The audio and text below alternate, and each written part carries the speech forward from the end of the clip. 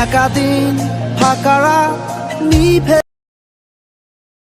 তুই নেই কেউ নেই লাগছে না। May I come in?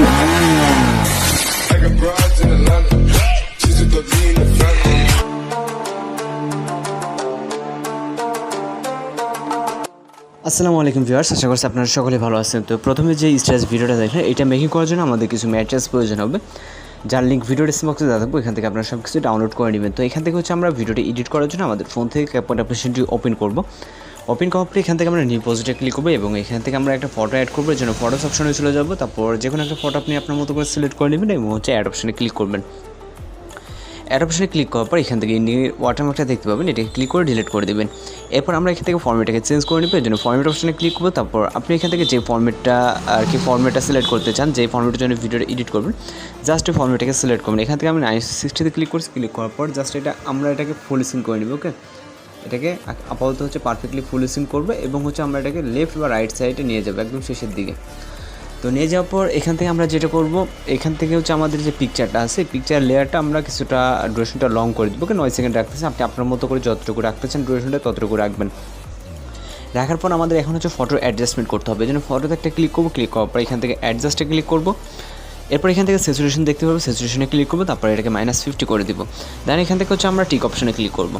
এরপর আমরা ফটো অ্যানিমেশন দিতে হবে। এর জন্য প্রথম স্টার্ট পজিশন থেকে আমরা লেয়ার একটা টাচ দিব। টাচ দেওয়ার পর এখান থেকে উপরে দেখেন প্লাস আইকনে চাপ দেবেন। দেওয়ার পর চলে যাবেন ইন্ডিংয়ের দিকে যাওয়ার পর এটা আমরা এখন আছে রাইট সাইডে, রাইট থেকে আমরা লেফটে নিয়ে যাবো। ওকে, তো রাইট থেকে এভাবে লেফটে নিয়ে যাওয়ার পর এখান থেকে আমাদের অটোমেটিক্যালি একটা প্লাস আইকন বসে যাবে। জাস্ট এখন আমরা একটু প্লে করে দেখলে বুঝতে পারবেন যে আমাদের ফটোতে কিন্তু অ্যানিমেশন একটা যুক্ত হয়ে গেছে। তো যুক্ত হয়ে যাওয়ার পর এবার আমরা কিছু ওভারলে অ্যাড করবো। ওভারলে ইফেক্ট অ্যাড করার জন্য আমরা এখান থেকে যে ওভারলে অপশনটা দেখতে পাচ্ছেন, ওভারলে অপশনে ক্লিক করবেন। তারপর অ্যাড ওভারলেতে ক্লিক করবেন। এরপর এখান থেকে আমাদের ভিডিও আকারে কিছু ওভারলে আছে এবং আমাদের একটা পিএনজি ফটো অ্যাড করতে হবে সর্বপ্রথম ডার্কনেস আনার জন্য, যেহেতু আমাদের ভিডিওতে একটা লিরিক্স ক্লিপ অ্যাড করবো। এই জন্য আমরা পিএনজি একটা ফটো সিলেক্ট করবো। সিলেক্ট করার পর অ্যাড অপশনে ক্লিক করবো।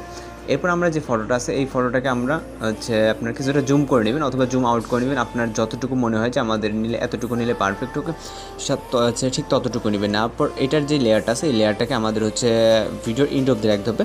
আপনার যদি মনে হয় যে আমার ডার্কনেসটা বেশি হচ্ছে, সেক্ষেত্রে আপনি যেটা করবেন, এখান থেকে আপনি অপাসিটি বলে একটা অপশন দেখতে পাবেন। অপাসিটি থেকে আপনি কিন্তু এই যে অপাসিটিটা আপনি কম বেশি করে নিতে পারেন। ওকে, তো এখান থেকে আমি 18 রাখতেছি। রাখার পর টিক অপশনে ক্লিক করলাম।